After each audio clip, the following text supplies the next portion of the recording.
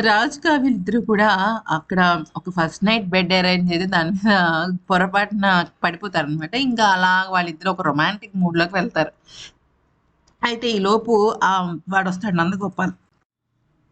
నందగోపాల్ వాడి లపాకీతో వస్తాడనమాట. వచ్చి ఇంకా వాడు ఏదో మురిసిపోతూ ఉంటాడు దాన్ని చూసి. ఇంక ఎంజాయ్ చేసేద్దాం నైట్ అంతా అని చెప్పేసి ఏదో పడిపోతుంటే, ఈలోపు ఏమవుతుందంటే ఎదురుగుండగా కావ్య, రాజు ఉంటారనమాట. వాళ్ళని చూసి షాక్ అయిపోతాడు.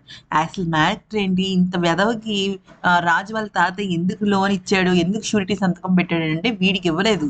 వీళ్ళ నాన్న మంచివాడనమాట. ఈ నందగోపాల్ వాళ్ళ నాన్న. వాళ్ళ నాన్నని నమ్మి వాళ్ళ తాతగారు అంటే మన రాజు వాళ్ళ తాతయ్య గారు సీతారామయ్య గారు ఉంటారు కదా! ఆయన ఇచ్చాడనమాట. అయితే వీడేం చేశాడు, మొత్తం జల్సాలు చేసేసి బిజినెస్‌నంతా లాస్‌లోకి తీసుకెళ్ళిపోతాడనమాట. అయితే లాస్‌లోకెళ్ళింది నా తప్పేం లేదు అంటే, 100,00,00,000 కట్టు నువ్వు కట్టాల్సిందే అని చెప్పేసి రాజు వాడిని చావచతుకు బాదుతాడనమాట. బాధేసేప్పటికి వాడు ఏం చేస్తాడంటే, రాజుని బలంగా తోసేసి బయటికి పారిపోతాడు. ఇక వీళ్ళు కూడా ఇంక సెక్యూరిటీతో అంటాడు, "వాళ్ళని ఆపు నేనెళ్ళిపోతున్నానని" చెప్పేసి కారు తీసి బయటికెళ్ళిపోతాడు. ఇక ఈ అమ్మాయిని అడిగినా కూడా ఏ విషయాలు వాళ్ళకి తెలియవనమాట. అంటే వీళ్ళు ఇదేం సొంత భార్య కాదు కదా చెప్పటానికి. ఎవరితో లపాకి. అయితే ఇంకా అంతా గూడా రాజుకి చాలా కోపంగా ఉంటుందనమాట. వెంటనే పోలీసులకి ఫోను చేసి, "వాడు పలానా చోటున్నాడు. మీరు మీరు మీరు వెంటనే చెక్ పోస్ట్ పెట్టి పట్టుకోండి" అంటే ఓకే అంటారు. అది జరిగింది.